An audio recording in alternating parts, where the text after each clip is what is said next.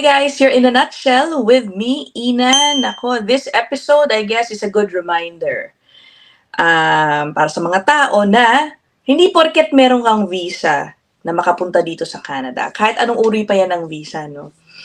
Hindi po yan guarantee na talagang makakapasok ka ng Canada. Okay? The last say or the ultimate decision sa totoo lang po ay nandyan sa kakaharapin ninyong immigration officer sa airport or kung saan land border man po kayo pumasok.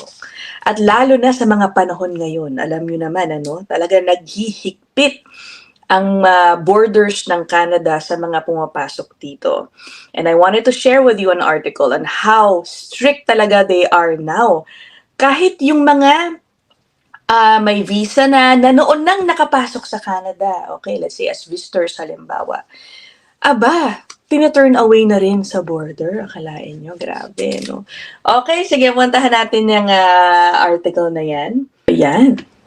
Okay, guys, this is from Global News. The headline reads, Canada refusing entry to more foreigners, giving fewer visas. Okay, yung giving fewer visas, kumbaga alam na natin mangyayari yun kasi nga isa sa mga unang sinasabi ng gobyerno ng Canada na gagawin, babawasan yung mga aprubahan nilang, let's say, applications for student visas, yung mga ganun ba. So that's something na hindi na talaga ako na-surpresa, yung giving fewer visas. Pero ang talagang nakakuha ng aking atensyon, yung talagang dumami rin daw yung bilang ng mga taong nire-refuse at the border. So these people were trying to cross the border with official documents, yun na nga, visas, thinking that they were basically, I guess, good to go. Yun nga lang, as I said at the start, ang last say po talaga ay nandoon sa immigration officer na kakausapin nyo, may magtatanong sa inyo tungkol sa intensyon ninyo sa pagpasok sa Canada. So ayun na nga, tingnan nyo tong article na to, sabi. Canada is closing its doors to more visitors and temporary residents by approving fewer visas and turning away more people who reach its borders with official documents, according to government data obtained by Reuters. Ito pa, Canadians have prided themselves on embracing newcomers, but polls show a growing number say Canada is admitting too many immigrants. Napag-usapan ko nga to sa isang, I think the last episode lang, na may survey nga lumalabas na ang sinasabi, 65 of Canadians believe na masyadong mataas yung bilang ng mga tinatanggap na immigrants dito sa Canada. And sabi dito, that stands. So basically, yung sentimentong yan is already now filtering down to border and immigration observers say. Diba? Kumbaga, kasi parang sinusunod na talaga ng mga immigration at border officers yung gusto ng karamihan dito sa kanila. Okay, in July 2024 po ito, Canada refused entry to 5,853 foreign travelers. Almost 6,000, Kasama daw dito, students, workers, tourists. Diba? Grabe, Imagine mo, kunyari, may trabaho ka dito, meron kang work visa, work permit, and then biglang hindi ka pinapasok. Wow. Okay, I wonder kung ano kaya yung basehan ng immigration officer doon. Yun, hindi natin malalaman. Okay.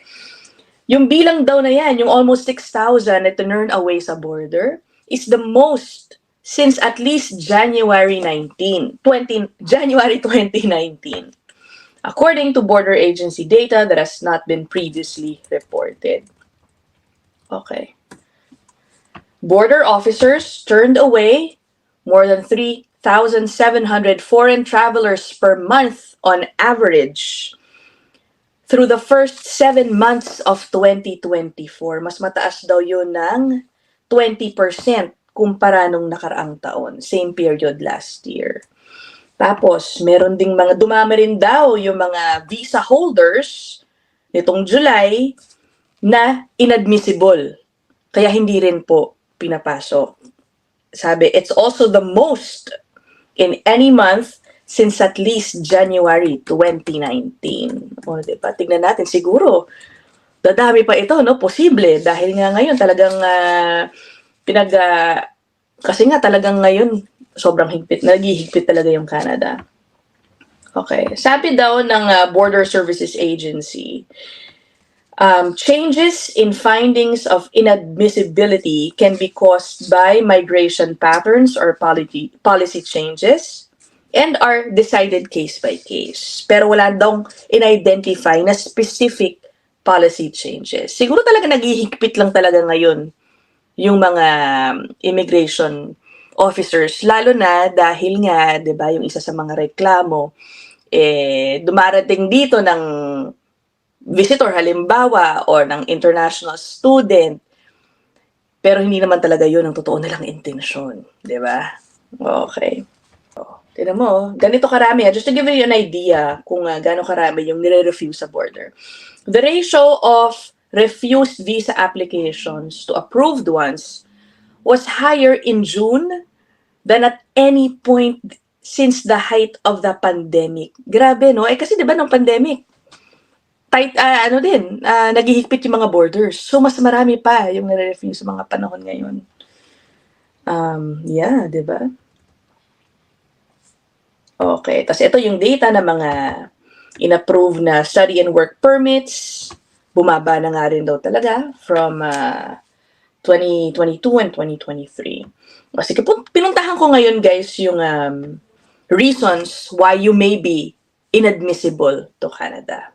Ayan, this is from the Canadian government's website. Kasi nako-curious ako, no? Ano kaya magiging basehan ng mga immigration officers for refusing somebody, let's say a tourist or a student with valid documents, kasi hindi nila papapasukin bigla. Okay, so ito, reasons you may be inadmissible to Canada. Ito yan,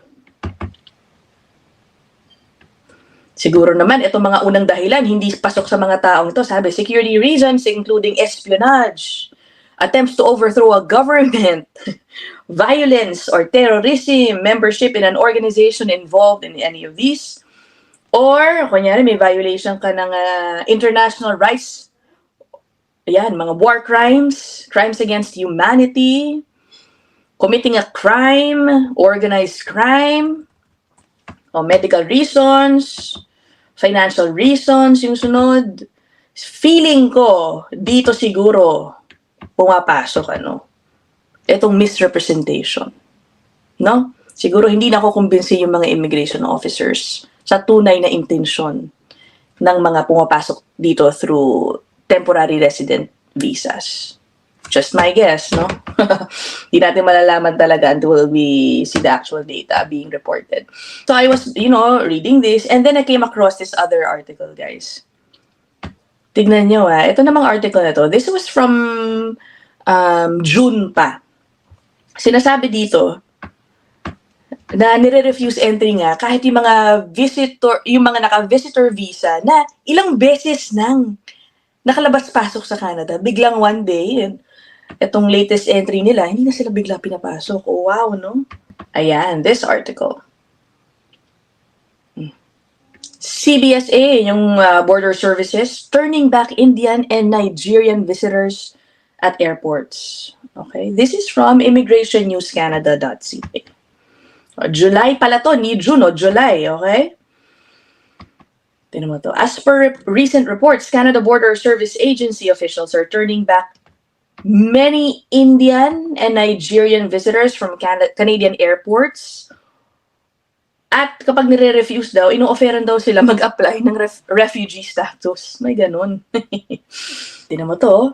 While CBSA strives to secure borders, this recently surfaced issue is denying entry to genuine family members with approved visitor visas stamped on their passports.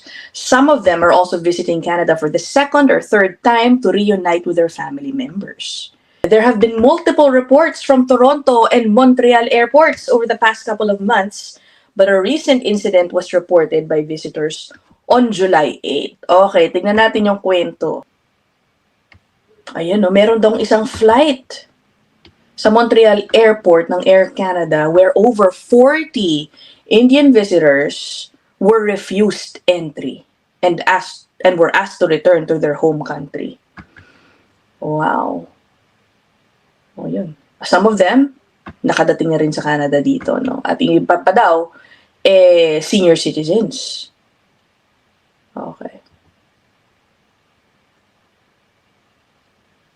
Oh, tingnan mo dito. Sabi, some of them are even old age senior citizens that should be respected irrespective of their nationality, taking into consideration that they might not be fluent in English to explain their purpose of visit. Ang sinasabi dito, baka, alam mo yun, hindi daw naka-explain ng maganda, hindi masyado fluent sa English. Parang sinasabi dito, dahil senior na, dapat parang i-take in consideration yung pagiging senior. Ganun ba? Ayan o, ito pa isa. One of the affected individuals from Canada reported a similar incident with their parents and brother-in-law. They reported that the officer was rude to their parents who came on the second visit on the same flight to stay for 2 months, pero ang initial lang na stay, 1 month. O may ganun na mga anggulo, pinapasok, pero binawasan yung intended period of stay mo. Grabe, no? Ang higpit na talaga ngayon, guys. Actually, doon sa unang article na pinakita ko, meron dong kino-quote na mga abogado, mga immigration lawyers, na kinakwento nila na ang dami talagang nagrereklamo sa kanila ngayon mga kliyente tungkol sa, kumbaga pag-restrict sa kanila sa borders. Talagang sinasabi na mas stringent daw yung tanungan ngayon from or with the immigration officer. Sige, puntahan ko ulit nga yung article na yan, ha? The article that I showed you. Ito, sabi, 8 lawyers told Reuters that they have heard from clients of greater scrutiny of visa holders at airports and land border crossings. Ito, sabi nung isang abogado, he has represented 6 visa holders who border officials disbelieved, hindi pinaniniwalaan about the nature of their plans and suggested they turn back voluntarily or risk deportation. Grabe, no? Yeah. But you know, again, sabi nga nung unang part ng article na ito, nare-reflect na ngayon ng border officials yung sentimiento ng mga Canadians. Diba? And again, ulitin ko, no, alam nyo naman, ang isang malaking issue dito ay kinagagalit rather din ng maraming mga Canadians is how the different immigration pathways, kahit yung mga temporary, status, ginagamit ng marami para magstay dito permanently. Kumbaga, yung iba ginagamit na backdoor pathway to permanent residency, halimbawa yung international student pathway, and yung visitor visa. Naku, yung visitor visa, mahirap yan. Ito nga, may isang kwento. Galing itong pasahero from Paris, papunta ng Edmonton.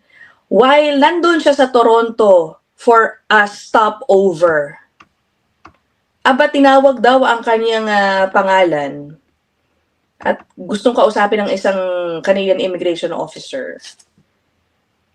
And then, ayun, sabi dito, he was quizzed over the phone about his employment, the purpose of his trip, and any assistance he had received in filing his tourist visa application. Ang ending, sabi daw, he was told he would not be going to Canada. Instead, he was asked to return to Accra. Oh my God, kasi mukhang Accra is in Ghana. Siguro yun yung nationality niya.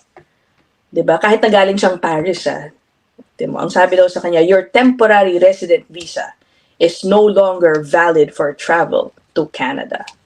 Yun daw ang sinabi sa kanya doon. Grabe, no? Isipin mo, nasa stopover ka na nun. Wow. So, yun. Wala lang. Na-share ko lang sa inyo itong interesting articles na ito. So, again, this is a reminder na hindi porke meron kayong visa, student visa man yan, work visa, o ano man, it will not guarantee na makakarating kayo dito sa Canada, lalo na sa mga panahon ngayon. Ay, nako po. So again, this is a good reminder na hindi porke meron kayong visa, kahit pa student visa yan, work visa, it will not guarantee that you will actually get here to Canada. It will all depend dun sa Q&A ninyo, dun sa immigration official na makakaharap ninyo. Depende sa pagsagot ninyo, at syempre mas mahalaga kung paniniwalaan nila ang inyong paliwanag sa intention ninyo dito sa Canada. Lalo na sa mga panahon talaga ngayon, guys. Okay? So, I'll end this episode here. Give me your thoughts in the comment section. Okay? I'll see you guys in the next episode. Bye!